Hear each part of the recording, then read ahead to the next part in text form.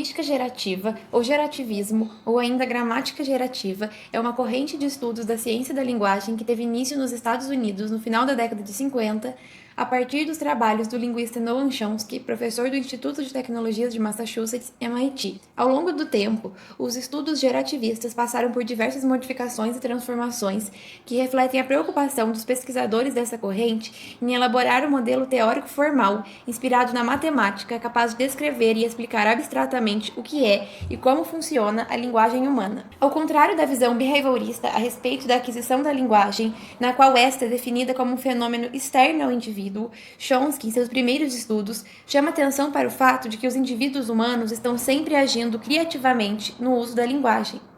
Isso significa que, de acordo com a visão gerativista, os seres humanos estão sempre construindo frases novas e inéditas.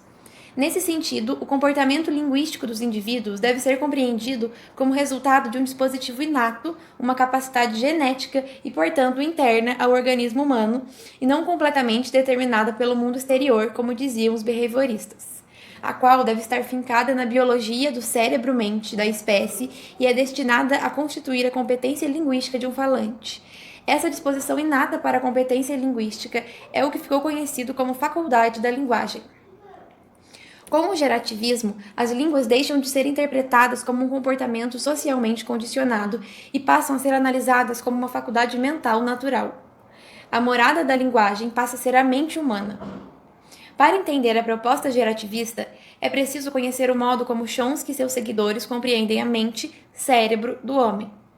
Basicamente, os gerativistas adotam uma visão modularista, o que significa que os conceitos mente e cérebro são entendidos como um sistema complexo com uma estrutura altamente diferenciada e com as faculdades separadas, como, por exemplo, a faculdade da linguagem e a faculdade dos conceitos. É como se o nosso cérebro fosse dividido em vários módulos. Segundo Chomsky, da mesma maneira como sistemas complexos ou órgãos do corpo, como o córtex visual e o sistema circulatório, têm suas propriedades exclusivas e são estudados separadamente com suas teorias próprias, também os diferentes sistemas cognitivos ou faculdades da mente, como a faculdade da visão e a faculdade da linguagem, devem ser estudados separadamente. Chomsky considera que a mente humana é composta por sistemas cognitivos organizados em módulos. Assim, a faculdade da linguagem estaria em um desses módulos. Seguindo a tese da modularidade da mente, tem-se a hipótese do inatismo, segundo a qual há uma estrutura mental inata ou um estado inicial que possibilita aos seres humanos adquirirem sua língua natural. Essa estrutura mental inata é chamada pelos gerativistas de gramática universal. E essa gramática universal é o que seria o estado inicial da nossa faculdade da linguagem. Além disso, o gerativismo trabalha com dois princípios: a competência e o desempenho linguístico. O conhecimento linguístico inconsciente que o falante possui sobre sua língua e que lhe permite essas intuições é o que denominamos competência linguística. O conhecimento interno e tácito das regras que governam a formação das frases da língua. A competência linguística não é a mesma coisa que o comportamento linguístico do indivíduo, aquelas frases que de fato uma pessoa pronuncia quando usa a língua. O uso concreto da língua é chamado de desempenho linguístico, também conhecido por performance ou ainda atuação, e envolve diversos tipos de habilidade que não são linguísticas, como atenção, memória, emoção, níveis de estresse, conhecimento do mundo, etc.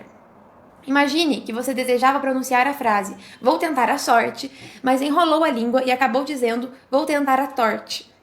Ora, o que aconteceu foi apenas um erro de execução com a preservação do segmento T no início da palavra sorte, o que não significa que o seu conhecimento sobre o português tenha sido abalado. O que ocorreu não foi um problema de conhecimento, mas sim de uso, de desempenho, de performance da língua. Ou seja, o desempenho linguístico é a forma como nós falamos, mas a competência linguística é interna a nós e está na nossa mente.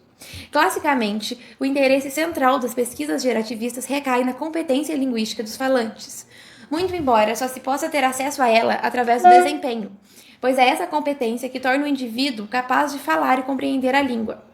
De acordo com essa abordagem, é somente através do estudo da competência que será possível elaborar uma teoria formal que explique o funcionamento abstrato da linguagem na mente dos indivíduos.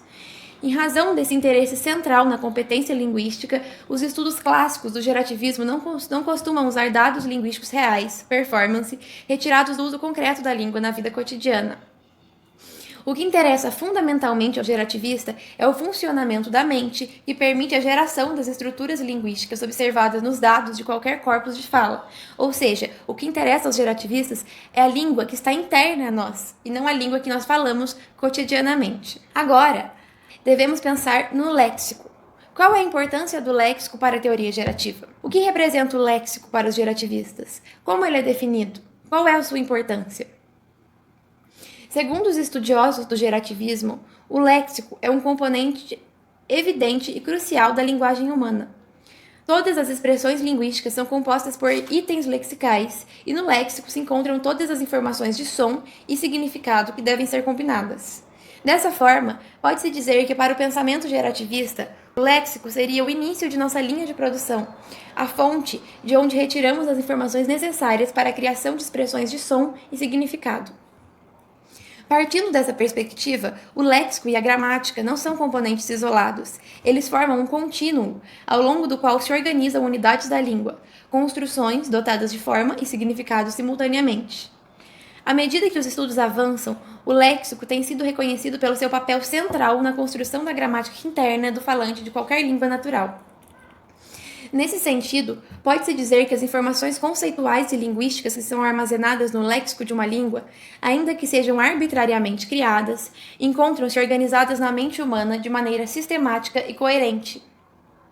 É essa organização que permite, por um lado, que o léxico seja adquirido pela criança já nos seus primeiros anos de vida e, por outro, permite que ele seja acessado e usado pelos adultos no uso cotidiano da linguagem. De acordo com os gerativistas, o léxico das línguas naturais é descrito como um componente da cognição humana. Nesse sentido, o léxico com L maiúsculo é um componente da língua I, nossa língua interna, a língua da nossa mente. E é chamado de léxico mental, se definindo como conjunto das informações sobre morfemas, palavras e expressões que se encontram estocadas na mente humana. Os valores e as informações que se encontram codificadas no léxico de uma língua, por sua vez, são chamados de traços.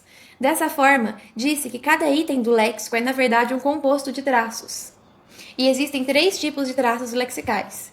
São eles: traços semânticos, traços fonológicos e traços formais. Para continuarmos nosso raciocínio, precisamos entender que, de acordo com os gerativistas, a linguagem humana não funciona sozinha, mas relaciona-se com os sistemas cognitivos que com ela fazem interface direta, os sistemas de pensamento e sensório-motores. O termo interface, por sua vez, é utilizado para denominar os sistemas cognitivos externos à linguagem humana que mantêm intensas relações imediatas com essa. Esses sistemas cognitivos estão, portanto, diretamente ligados ao sistema linguístico. Com base nisso, entendemos, portanto, que os traços semânticos presentes no item lexical são aqueles que estabelecem relações entre a língua e o sistema conceitual intencional, já que é a partir deles que as expressões linguísticas se tornam interpretáveis, assumindo significado. Os traços fonológicos, por sua vez, estabelecem relações entre a língua e o sistema articulatório perceptual, tornando possível que os itens do léxico sejam manipulados pelo aparato sensório-motor humano e, assim, assumam certa articulação e certa percepção física. Por exemplo, a palavra casa veicula em português o valor de tipo de moradia e o som casa. Assim, os traços semânticos relacionam-se aos significados e os traços fonológicos aos sons e às articulações físicas do nosso corpo. Os traços formais do léxico, por fim, são aqueles que, no funcionamento da cognição humana, codificam as informações a serem acessadas e utilizadas pelo sistema computacional da linguagem humana. O sistema computacional da linguagem humana é basicamente aquilo que entendemos por sintaxe e é responsável por combinar as informações que são retiradas do léxico, gerando sintagmas, frases e expressões complexas. Até agora, já sabemos que as representações construídas pela linguagem humana são de 2 tipos: forma e conteúdo. A forma diz respeito ao som e, portanto, às representações fonéticas e é representada pelo símbolo π. O conteúdo, por sua vez, relaciona-se aos significados e, portanto, às representações lógicas e é representado pela letra grega lambda. O par π e lambda, por sua vez, diz respeito à dia de som e significado. Dizendo de outra forma, devemos entender que a linguagem é um sistema capaz de gerar o par π e lambda, não só em sintagmas, frases complexas, como também em palavras e morfemas. Lembrando que morfemas são as pequenas estruturas que formam as palavras. em que π é uma forma fonética de qualquer extensão associada a um dado lambda, que é um valor significativo também de qualquer grandeza. E é essa a caracterização mais básica da arquitetura da linguagem humana. Por exemplo, meninas. A palavra meninas tem 3 morfemas e, portanto, tem 3 relações entre som e significado. São elas: a primeira, menin, que significa criança, que relaciona-se à criança. A segunda, a, que determina o gênero feminino. E a terceira, s, que determina o plural, meninas. Agora, vamos tomar o exemplo em uma frase. Maria ama João. O pi, de modo geral, corresponde à sequência fonética Maria ama João, a sequência de sons, e o lambda relaciona-se de tal forma que há um indivíduo X, tal que X é Maria, que ama o indivíduo Y, tal que Y é João. Ou seja, numa frase maior, considere-se a estrutura completa e não só os morfemas. Conforme estamos aprendendo, a linguagem é um sistema cognitivo específico, e os sistemas cognitivos que acessam e utilizam as informações produzidas pela linguagem são outros, também específicos: o sistema de pensamento e o sistema sensório-motor. Entretanto, as linguagens e as interfaces não são sistemas absolutamente independentes na arquitetura da mente humana. As expressões que a linguagem constrói só são úteis na medida em que possam ser utilizadas pelos seus sistemas de interface, sistemas que se relacionam à linguagem. Assim, poderia-se dizer que a única função de ser da linguagem é ser útil às suas interfaces. E, nesse sentido, sua missão exclusiva é construir informações que possam ser manipuladas por nossos sistemas de pensamento e sensório-motor. É por isso que, no interior da mente humana, as interfaces exercem grande controle sobre a linguagem. Os produtos que esta deve entregar às suas interfaces são basicamente feitos sob encomenda. Tecnicamente, os gerativistas afirmam que a linguagem produz representações do par π e lambda sobre as imposições do princípio da interpretação plena. Este, portanto, deve ser entendido como o conjunto das restrições cognitivas que os sistemas de interface impõem ao funcionamento da linguagem humana. Exemplo: a frase "Você conhece alguém que já escreveu um livro?" Nessa frase, você é certamente capaz de produzir e decodificar sem dificuldade as informações π e lambda. As informações fonéticas são plenamente processadas pelo sistema sensório-motor e as informações lógicas de lambda são facilmente processadas pelo nosso sistema de pensamento. A frase, portanto, preserva o princípio da interpretação plena e assim corresponde a uma representação convergente. Agora, imaginemos a frase: "Que livro você conhece alguém que já escreveu?" Aqui, a estranheza não reside na representação fonética, mas encontra-se na representação de lambda.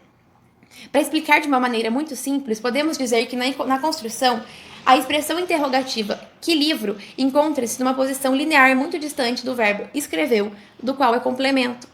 Essa distância excessiva impede que o nosso sistema de pensamento consiga encontrar facilmente a relação entre "que livro" e "escreveu", e como consequência temos uma representação não convergente, uma violação, portanto, do princípio da interpretação plena. Por último, como forma de conclusão, após definirmos basicamente alguns dos princípios do funcionamento e da arquitetura da linguagem, devemos retornar ao léxico, um dos mais importantes componentes da linguagem humana, segundo os gerativistas. De acordo com os mesmos, o léxico é um componente evidente da arquitetura da linguagem. Afinal, é um fato empírico óbvio que todas as expressões linguísticas nas inúmeras línguas naturais são compostas por itens lexicais. A importância do léxico, portanto, no funcionamento da linguagem é crucial, pois é nele que se encontram armazenadas todas as informações de som e significado que devem ser combinadas durante uma derivação, de modo a gerar representações complexas no par π e lambda. O léxico é, portanto, o início de nossa linha de produção.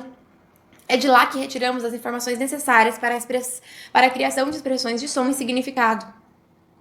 É o componente da linguagem em que todas as informações sobre som e significado de itens lexicais isolados estão depositadas.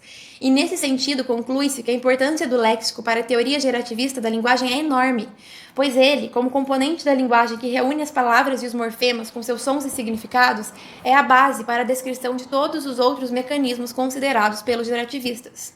É do léxico, como fonte e início, que partem todas as categorias e unidades acima explicadas. Sem a existência dele como componente da linguagem, não haveria estruturação para as explicações e as relações cognitivas entre a linguagem, as interfaces e os sistemas e a estruturação de frases mais complexas com seus sons e significados. O léxico é, portanto, uma das bases e estruturações da teoria gerativa da linguagem e é, por isso, de extrema importância.